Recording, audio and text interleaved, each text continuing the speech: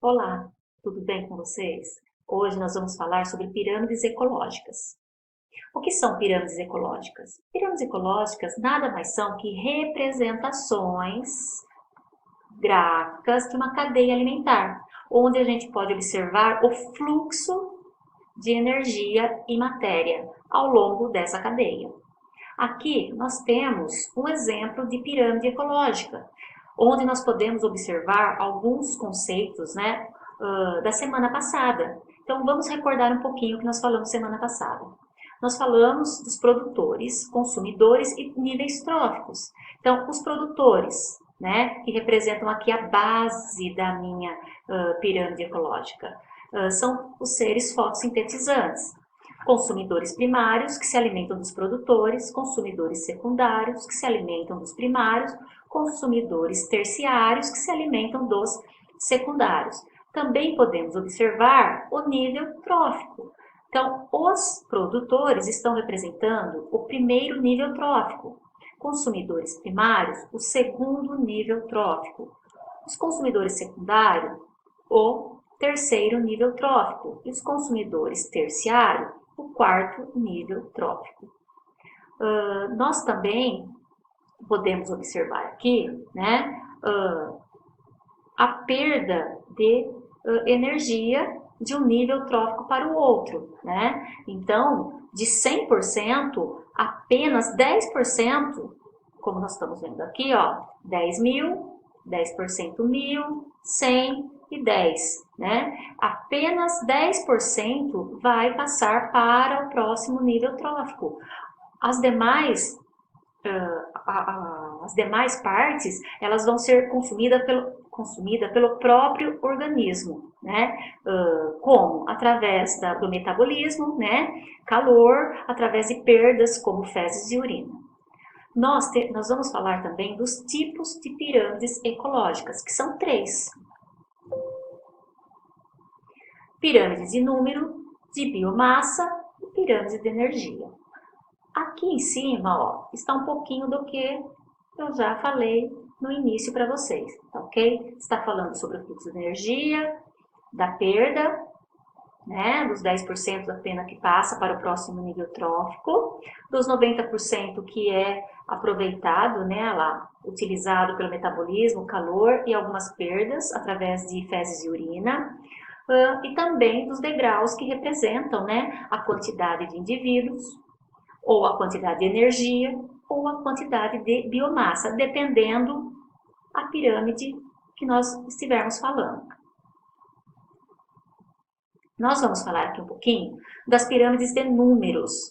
Essa, assim, eu acho, né, a mais simples, porque a gente já está falando o nome, né? Pirâmide de números ou pirâmide numérica. O que ela representa? Lá, representa o número de indivíduos envolvidos. Então, aqui nós temos 1.000 plantas, que são os produtores, 300 gafanhotos, que são os consumidores primários, e 20 aves, que são os consumidores secundários. Essa pirâmide é uma pirâmide clássica, nós chamamos ela de pirâmide direta, né? Ela começa com a base maior, sempre iniciando pelo produtor, e vai se afinando. Nós temos aqui a pirâmide invertida, que no caso da pirâmide de números pode ocorrer. Aqui nós temos 3 ipês, que são árvores, né? 1.000 besouros e 20 aves. 3 ipês contém 1.000 besouros que vão alimentar 20 aves. Então, essa é a nossa pirâmide de números. Agora, nós vamos para a pirâmide de biomassa. Né? O que ela representa? Ela representa a massa de matéria orgânica presente no corpo de um organismo. Tá? Essa massa ela sempre é encontrada, ela é encontrada a massa seca. O que seria isso? Né? As pessoas que vão fazer o experimento, que vão fazer a pesagem, eles vão deixar lá numa estufa, vai se perder toda a água do organismo e vai ficar só a massa seca, tá? A pirâmide de biomassa também, geralmente ela é clássica.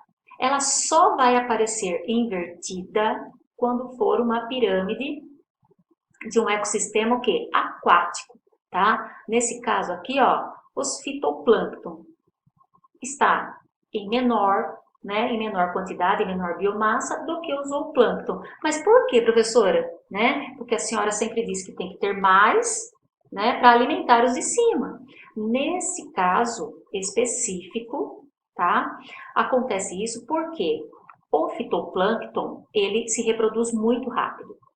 Então, mesmo que a quantidade de consumidores seja maior que o fitoplâncton, quando ele tiver pouca biomassa, essa biomassa ela já vai se multiplicar rapidamente, tá? Então ela vai sempre ter estoque, né? Ela vai ter sempre, vai sempre ter a biomassa disponível para o nível superior.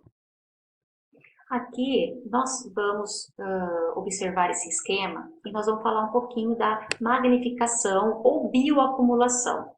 Tá? Aqui está mostrando para a gente que existem alguns tipos de substâncias, geralmente tóxicas, que podem se acumular no organismo, tá? E passar de um nível trófico para o outro, ó, conforme está acontecendo aqui, certo? Nós temos aqui, olha lá, como a contaminação é absorvida e concentrada pela cadeia alimentar. Então, nós temos aqui a água onde caiu agrotóxicos, tá? Depois, nós temos aqui os seres autótrofos, que são quem? Os seres fotossintetizantes. Os zooplâncton, que se alimentam dos seres fotossintetizantes. Os peixes pequenos, que se alimentam do zooplâncton. Os peixes maiores, né? Que se alimentam dos peixes pequenos. E o homem pesca esse peixe. Então, o que vai acontecer aqui? Esse agrotóxico, ele vai se acumulando em cada ser vivo. E em cada ser vivo que vai passando, vai se acumulando uma quantidade de agrotóxico.